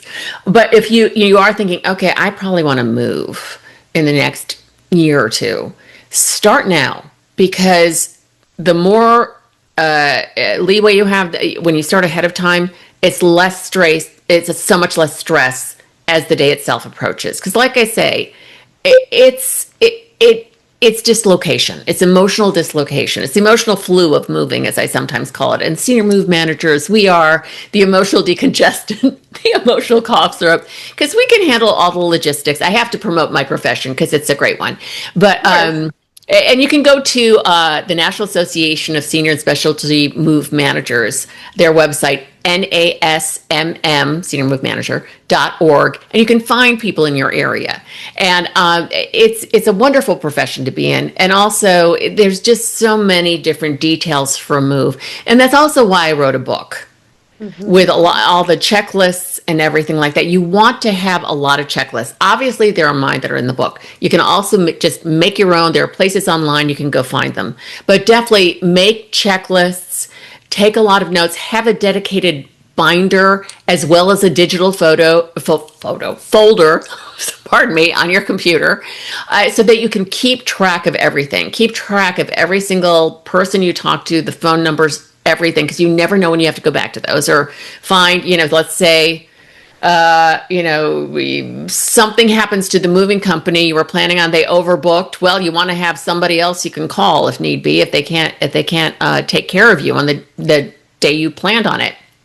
And so when you're downsizing, when you're facing that acreage of memories that you're going to have to deal with, you want to think of your favorite and most useful items. Forget spark joy, please. Okay, yeah. Please. It's funny. Marie Kondo, she had her methods, and they don't work for, I would say, 98% of the population, her method, Right. especially the initial book. She's had kids since then and has suddenly come to realize that, maybe not everybody can work that way because there's so much going on. I read an article where they did an interview with her in the Washington Post. I think it was that she is very burned out right now. And she said, sometimes I just don't get it together. And I thought, Hello? even Marie Kondo has her problems.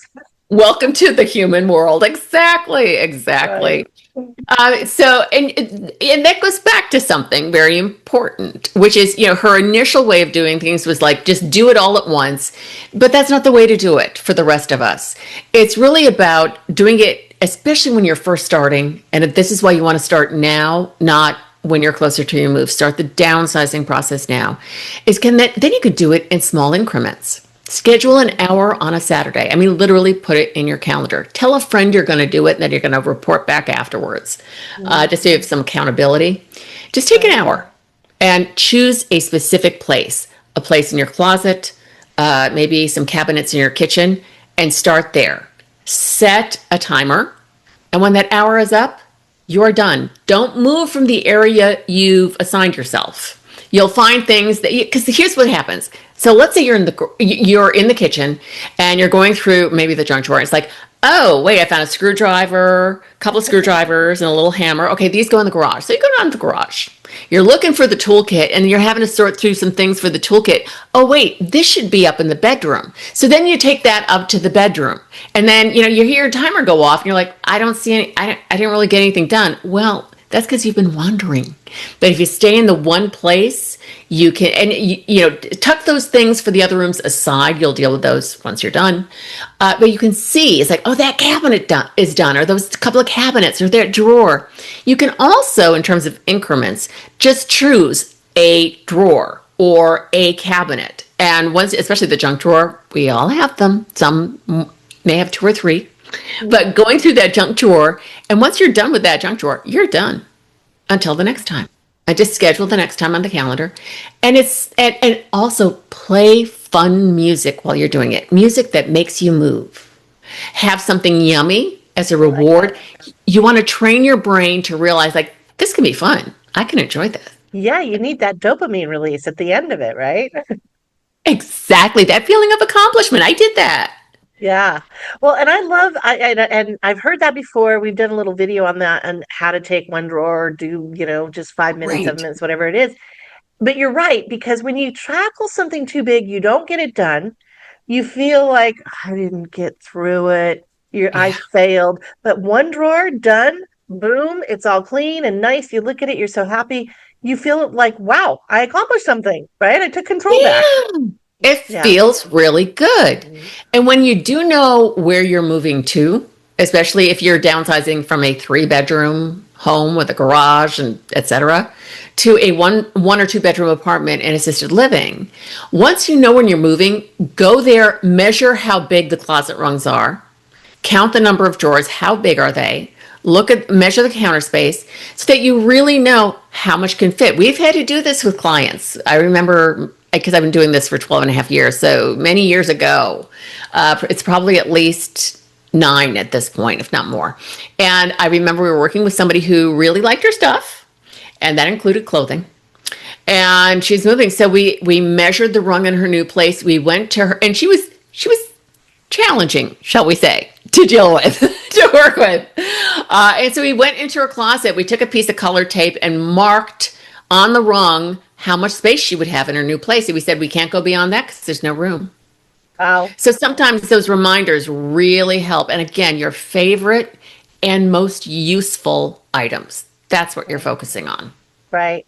I heard a tip. I don't know if you use this. I heard a tip from someone else, and I actually started using this because about a year ago, I read the Swedish death cleaning book, and I Yeah. thought, I'm going to just do that. I'm going to start getting rid of stuff now that is up in Yeah. the attic or the garage. I never look at it. It's in a box. It's been in there for like 10 years or more. But what the tip is, we always want the ability to look at it one more time or whatever it is. So someone said, take a picture of the object or whatever, and then you can always look at it again, but the actual thing is gone. It's not taking up space. What are your thoughts around that? Do you do that? Brilliant. It's a brilliant thing to do. And also listening to the story. Like if you're anything like me with my dad, and if I could go back and do something different, it would have been that whenever my dad wanted to tell a story, no matter how many times I had heard it, I would just listen. Yeah. Because I didn't do that. I was obnoxious. I didn't do that. It means so much to them because it means that Yeah. they won't be forgotten. And those moments in their lives that matter to them won't be forgotten. So let them tell the story of those souvenirs or those china teacups. Yeah, listen to them, record them, take a I was video. gonna say, yeah, you can even do video, which is even better. Yeah. It's wonderful. And there is this wonderful place online called artifacts.com. We've Now, had Heather on the podcast, so oh, I yes. love But go ahead and tell people again because we'll have the link to that one. But yeah, that was a I fun. just talked to Heather yesterday, Heather Nickerson, one of the amazing co-founders, the other one being Ellen Goodwin. And Yeah. Artifacts, artifcts.com. So not with the second A, artifacts.com. And that's where you can go. And they've made it so easy with their app and everything else to go on their platform, upload those photos, take those videos, keep those stories, invite your family members to partake.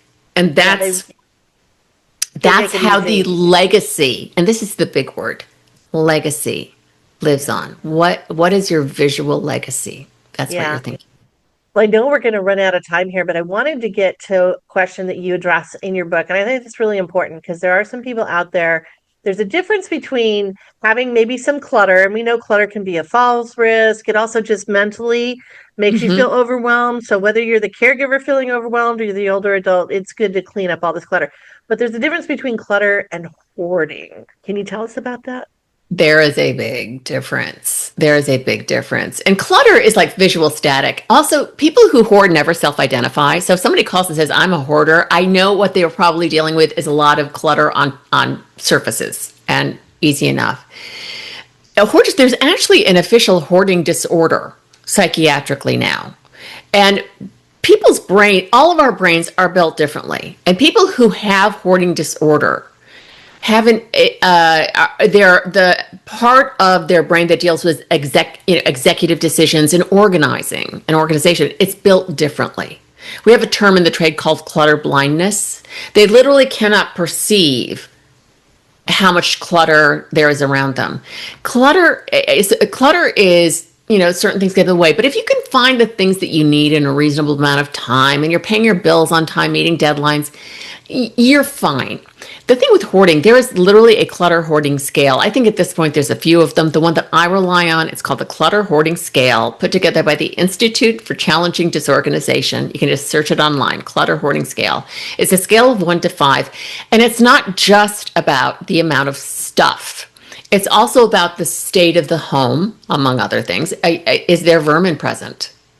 Does the plumbing and electricity work? Is there a room so fully blocked with items that it cannot be used? I mean, we find undiscovered rooms when we're working in a hoarding situation because you clear away all the boxes, like there's a door, there's a room behind that, or a closet or something. So the difference is with hoarding, it really impacts the environment and lifestyle of the person. There are things they simply can't do because of the amount of stuff. There are, like I say, areas of the home they can't use. It's impacting their health.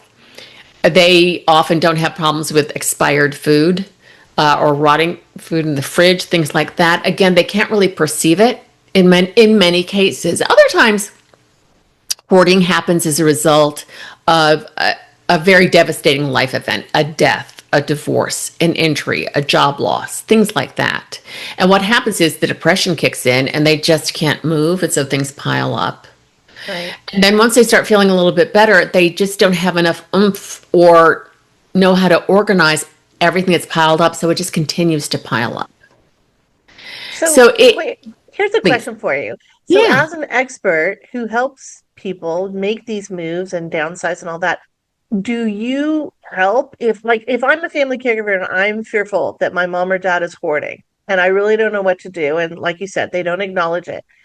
Are you someone I could tap to bring in to help me with that? Okay. Yes. And you cannot make someone let you deal with their hoarding situation. It's kind of the worst. One of the worst things you can do is, let's say your dad goes on a trip and you go in and you throw out all the stuff you think should be thrown out, and he comes back to a clean home. He is going to be devastated and furious with you. Right. You don't want to do that because all of these things have meaning. For some reason, they've been kept. And so we often have to explain to, say, adult children, or sometimes it's a fiduciary that's paying us or whatever. We have to say, look, for this first session, maybe even the second one, you won't really see much go in a trash bag or go out the door or whatever, because first and foremost, we have to build trust. They're assuming we're coming in there with a lot of judgment, that we're just going to grab stuff, throw it out. We're going to tell them, why do you have this? This is ridiculous. No, you can't keep that. And once they realize no, we're just here to help you. And we're here, we're going to just ask you questions about, what, do you, why do you want to keep this?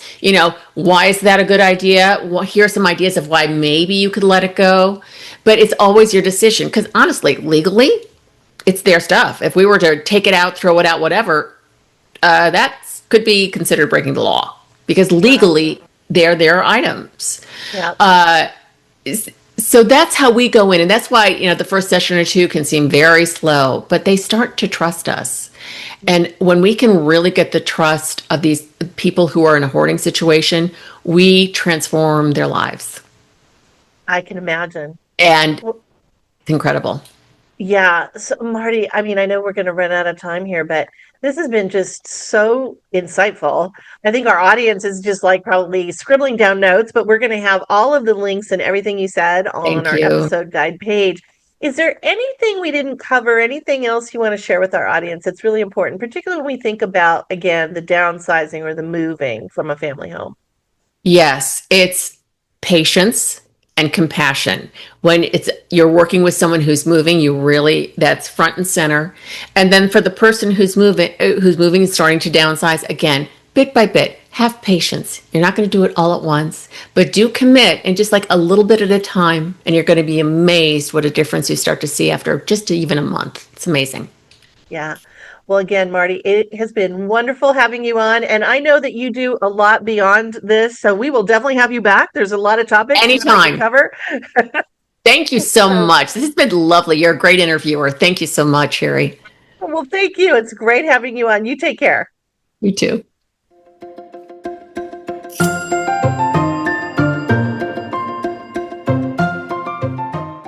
Terrific interview with Marty. It's just so great to have both Justin and Marty on this episode because it's so much about the home and how we need to keep our older loved ones at home or help them if they are moving or moving around, getting to places. So all really good information. But now let's go into our well home design news. And I'm just going to really quickly cover something that is a trend that is happening in home design that I think really affects, again, our older loved ones, but also ourselves as family caregivers. When we think about our homes being places that are sanctuaries, how do we create them to create more calm for us out of the chaos and, help be a healing space, as I write about in my Me Time Monday book. So, as we know, October National Emotional Wellness Month, so it kind of plays into this. There is this new trend that is called emotional design, or more specifically, 5 senses design. Now, this is very akin to what I've talked about in the past, which is the neuro design that I write about, which is really how to not only have the dopamine hits in your brain, which is the reward center of your brain that goes, oh, wow, I love this.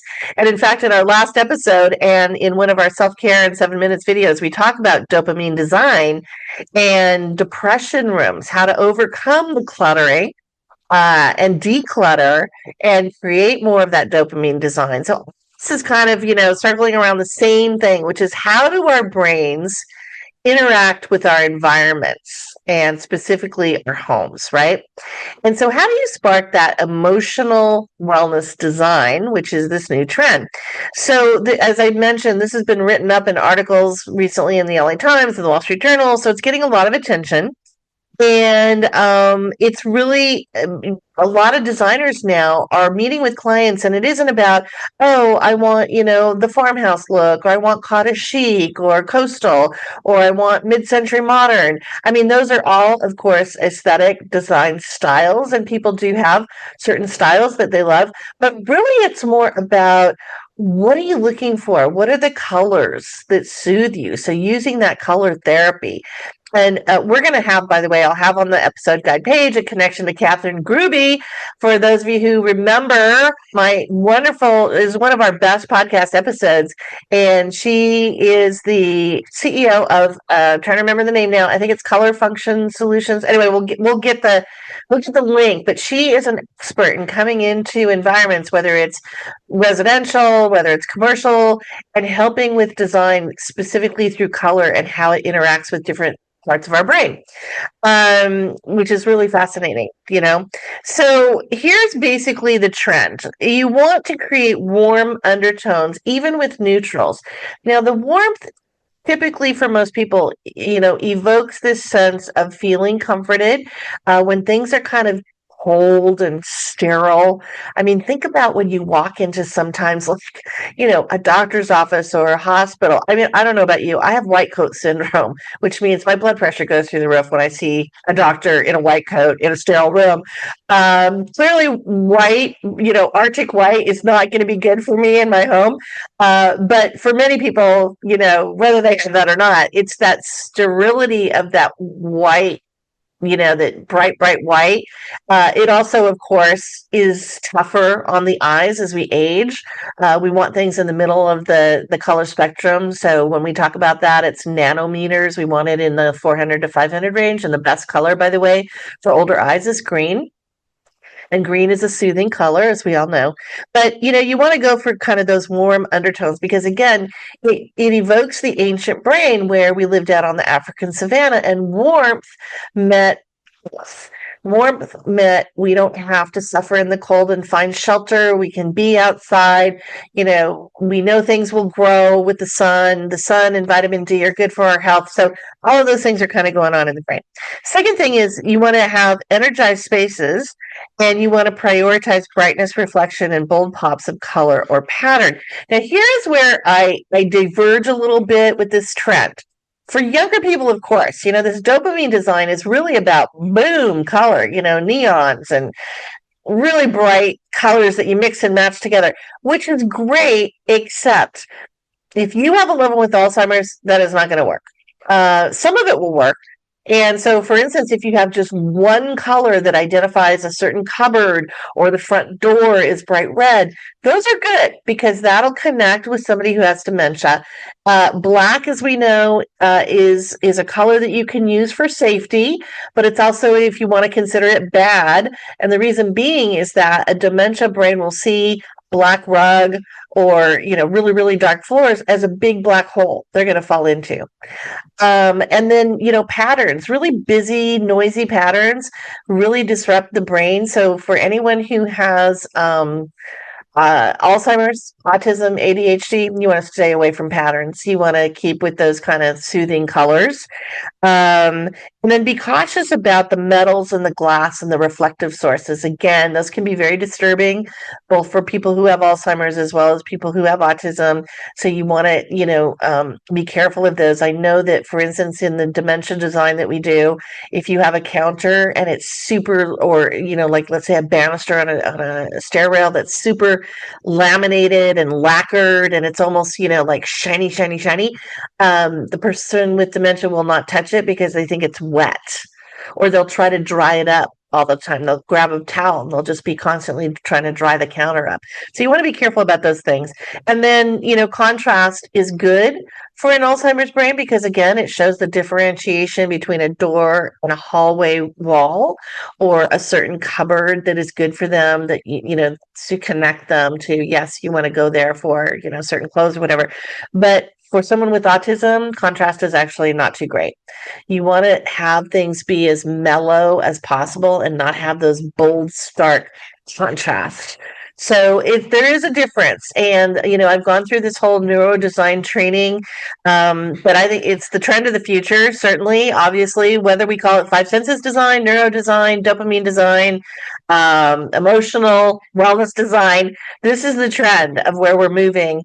And it's affecting both our workplaces, but also, restaurants. You see so much biophilic design now in restaurants with nature being brought in.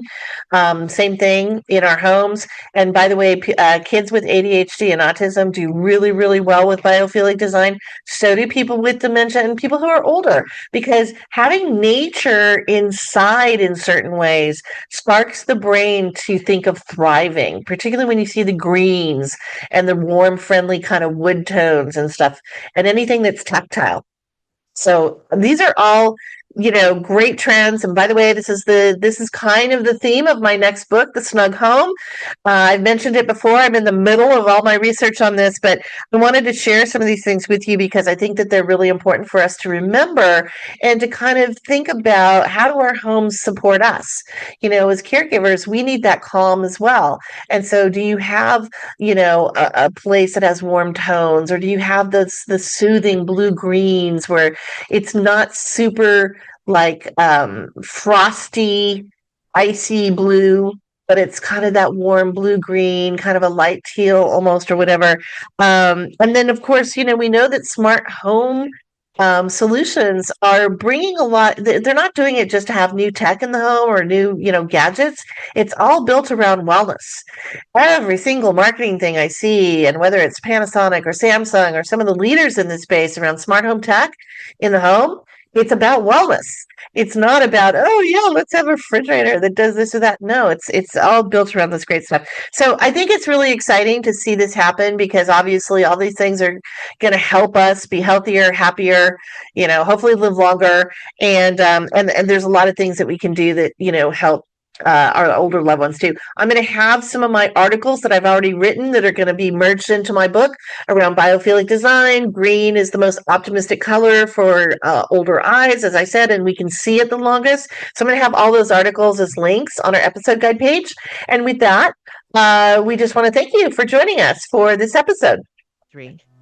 Thank you for joining us on this episode. A reminder, you can find more information in my book, Me Time Monday, the weekly wellness plan to find balance and joy for a busy life, or visit MeTimeMonday.com or CaregivingClub.com.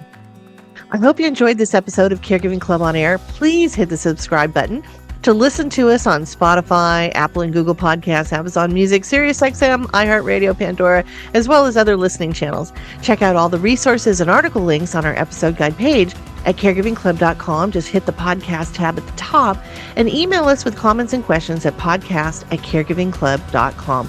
Thank you again for listening, and take care and stay well.